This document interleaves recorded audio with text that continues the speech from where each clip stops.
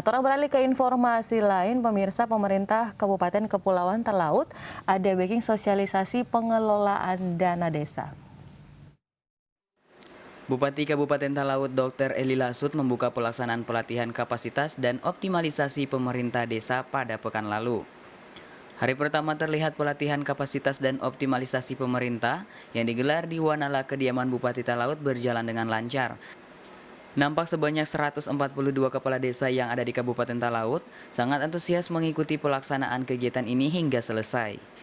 Di hadapan peserta, Kepala Badan Pengelolaan Keuangan dan Aset Daerah Kabupaten Talaut sebagai pembicara, Gustaf Atang dalam pemaparan materinya mengungkapkan sistem pengelolaan keuangan dana desa ini sangat penting, mengingat demi terwujudnya tata kelola keuangan desa yang transparan dan berkualitas. Terima kasih. Jadi pengelolaan dana desa di Kabupaten Kepulauan Talaut sampai tahun 2020 kemarin dan sekarang 2021 itu tetap berjalan sesuai dengan harapan, sesuai dengan ketentuan mekanisme.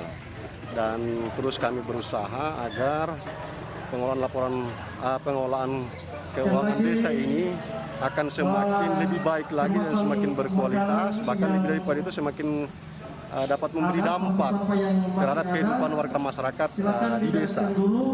Kepala Badan Pengelolaan Keuangan dan Aset Daerah Kabupaten Talaut menambahkan terkait pendapatan asli desa yang dinilainya belum maksimal, sehingga ia berharap dengan pelatihan kepemimpinan dan optimalisasi pemerintah desa ini akan mendorong setiap kepala desa untuk dapat memanfaatkan potensi pendapatan asli desa menjadi salah satu sumber pendapatan dari desa tersebut.